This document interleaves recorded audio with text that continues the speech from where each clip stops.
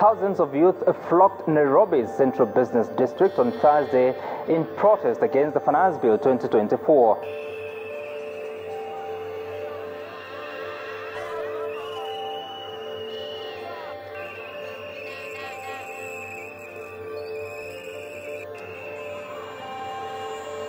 Sometimes social media is not enough. People coming together as one consciousness and speaking in one voice, in one clear voice, you know, like to a political class that, okay, enough is enough. The youthful protesters who hoped to protest peacefully in their march to Parliament were however engaged in running battles by police officers and had to brave tear gas and jets of water from police water cannons.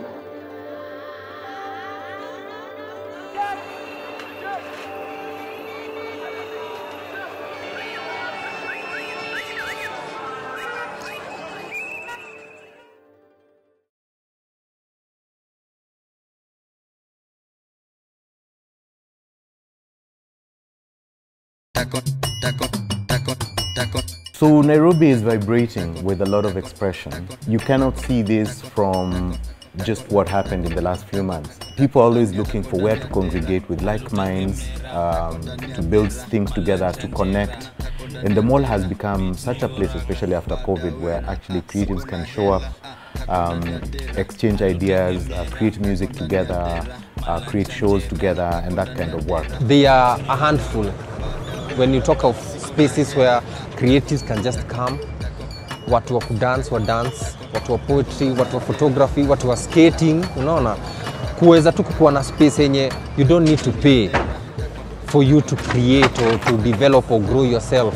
Manze, it's one of the beautiful things that we are lacking. It's a very beautiful space, especially our basement, because we have an array of brilliant organizations that have come together in the creative space, including Santuri. Santuri is one of them. Santuri East Africa was founded in 2013 by our two co-founders, Greg Tendwa and David Tinning. It has since grown into this big music innovation hub that acts as a resource for the community around Kenyan, come and be helped in whatever way that enables your artistry. And this evolution has been out of different phases of iterating. What would be a product that would serve this space in an equitable format? We started out with just experimenting with cross-breeding genres, you know, new technologies with folk music and traditional instruments, and that created a sort of community across East Africa. But we noticed that there was a sincere lack of vocational skills, especially those skills that were resonant of the times that we are in. And so the idea of really creating a vocational educational program that we now call SEMA was as a result of a need in the market that people would like to advance their skills in a safe environment, in a collaborative environment, but they don't necessarily have access to this equipment, this technology, or these tutors. And therefore, building this from the ground up has been crucial to actually enabling a future-facing industry where an artist who's coming out of Santuri can perform at whatever stage with whatever technology that they have access to. I attended one of their courses, Santuri Electronic Music Academy, and yeah, we vibed, birds of a feather, and yeah, we've had a relationship since. I attended their Train the Trainer course, where I learned how to teach, how to educate, how to build curriculums, and yeah, the rest is history. Yeah. So now I work at Santuri as an educator. So the Santuri Electronic Music Academy is basically a very interesting style of education for both production and DJing, and it's very unconventional in the way we do classes in the best of ways because it's very practical. I know it's practical, but it's also not just about the actual skill, but everything that surrounds it as a business, as a culture, and we are also opened up to different spaces and networking. Us doing workshops under trees, you know, doing workshops in studios, you know, just like facilitating masterclasses in the early years, 2013, 14, 15, thereabouts. We also needed a structured way of learning. and therefore invited, you know, music enthusiasts and participants in the space to come and understand, like, how do we build a pool of tutors that are able to deliver our model of pedagogy. And the pool of tutors has enabled us to now craft different courses from beginner to intermediate to advanced courses. And being able to offer that over the last period of years, reaching to up to 200 people directly whose careers have been positively impacted by the skills that they've gained, but also the sense of community that they've gotten in there.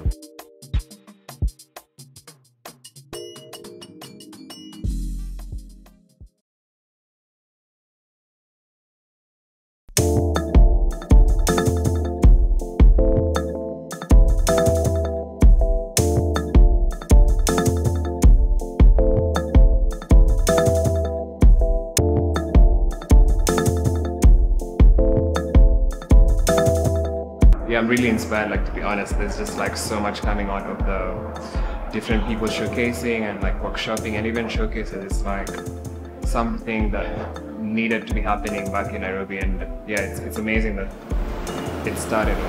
It's about time, firstly, for something like Kilele to happen here.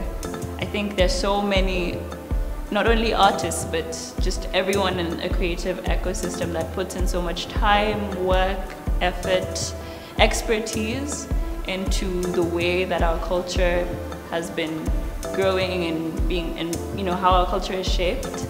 It's been really beautiful to see this exchange happen in Kilele between all these musical and artistic conversations that have been going on, and just putting all these people in a room together and just really taking the work seriously and asking the right questions. And yeah, it's about time. So much work is being done, so much work is undervalued. People, like, there's so much commodification of the art, but people don't care about the people making it. And so I want to see that change. I want people to take the work seriously, to question it seriously, to feel challenged by it, and to allow themselves to be uncomfortable and to enjoy and to dance and to engage with it, essentially. Culture is who we are. It's our identity. It gives us a sense of understanding of our context in society, but also even in ourselves. And so it's important to value it in the same way that we value essentially every other part of our lives.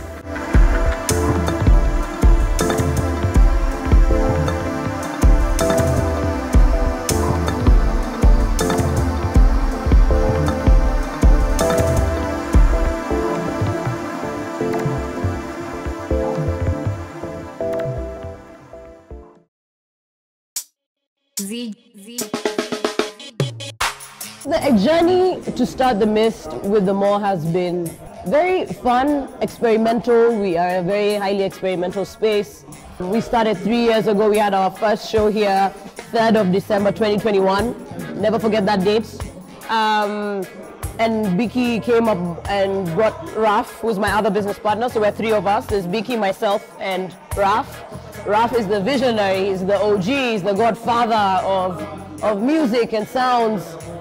He's done so much in Nairobi as it pertains to the music industry, working with guys from Keshaka to doing sound installations like Sounds of Nairobi now.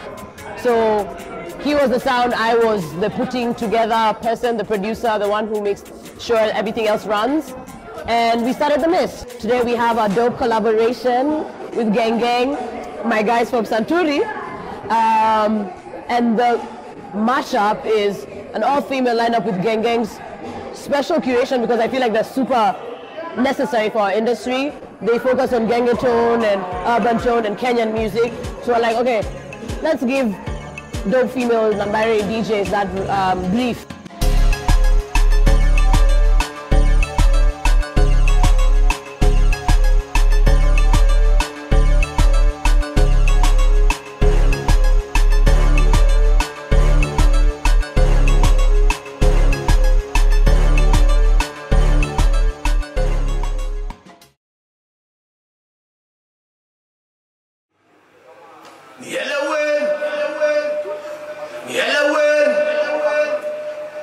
Yellow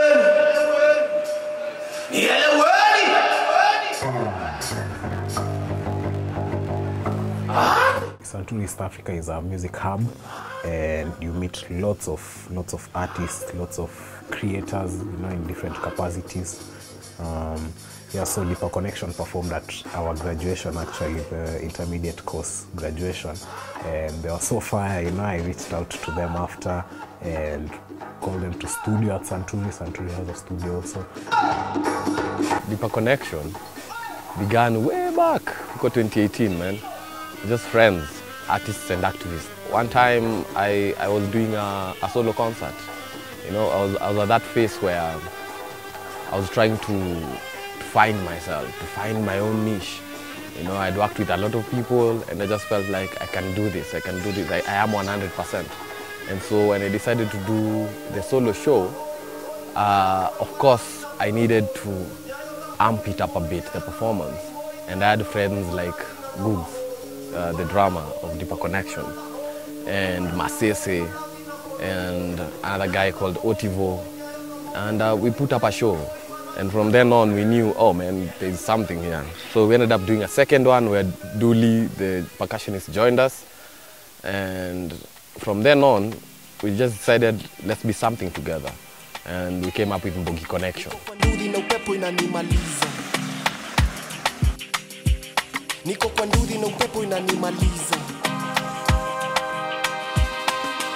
Ili change na course kwa sababu pia tulikuwa tumego through journey pamoja, tulikuwa tunaishi pamoja, mangori pamoja. So jina ikatokea from our experiences together, and the relationship ilikuwa imekuwa deeper and deeper, so deeper.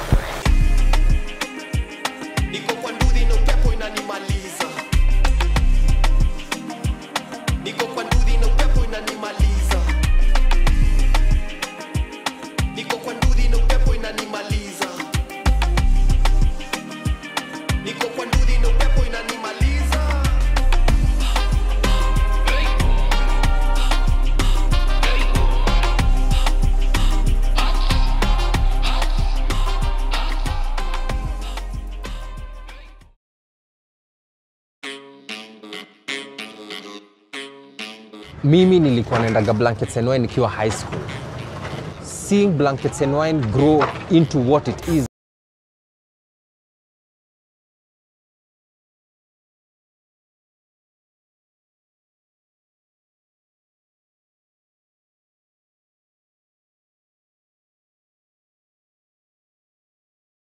Only live band on that stage, and we killed it.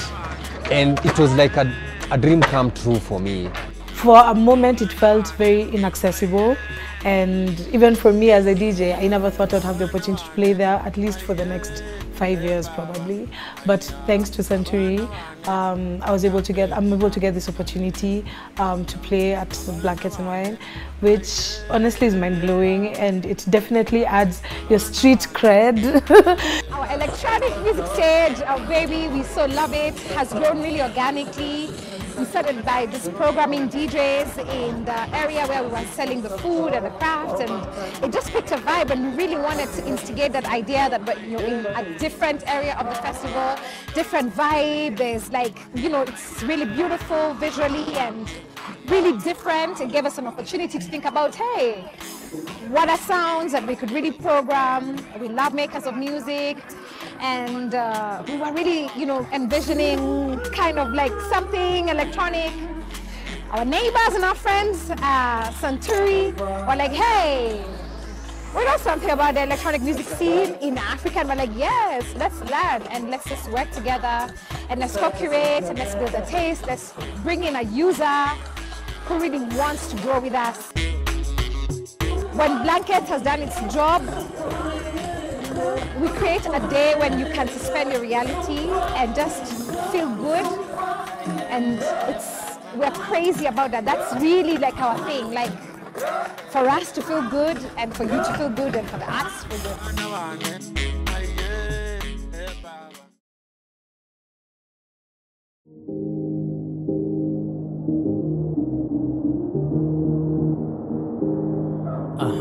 When the protests began, we couldn't do the festival on the original dates we were scheduled for, and we moved the festival music has been really at the heart of the festival, and not just music, but like comedy and think pieces, and just really a lot of social commentary, which is what it actually is. It gives us the language for what the community experienced.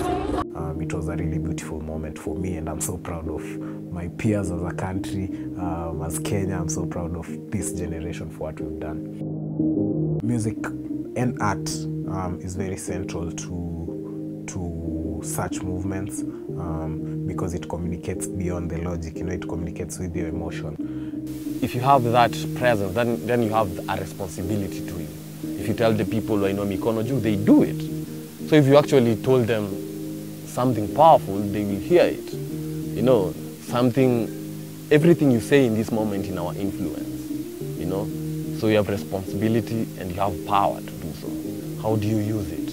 With the clearing on Thursdays with Busy Bingi,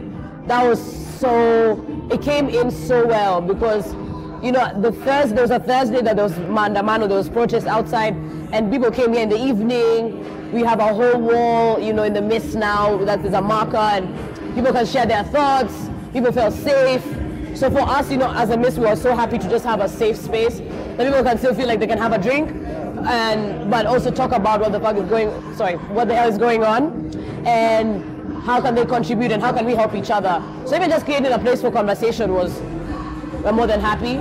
Hongera sana kwa all the creatives, Kenyan creatives, even in trying to explain and teach the masses. Artists have a special gift of reading between the lines, hearing the unspoken or unsaid words, na kuweza kuitranslate kwa music, because there are so many songs that were released checking the government na question the government, which imekuwa na very very big impact. So sisi as creatives, sisi kama Deeper Connection pia, me I was in the streets. Sikuwa tu ati social media ni nini, I was in the streets because sometimes social media is not enough. Sometimes you need your voice, your presence needs to be felt. I'm just trying to get mine. Why you trying to waste my time? Ain't you trying to get yours in the city where the lights don't go? When it's all said and done, hope your cars don't show up.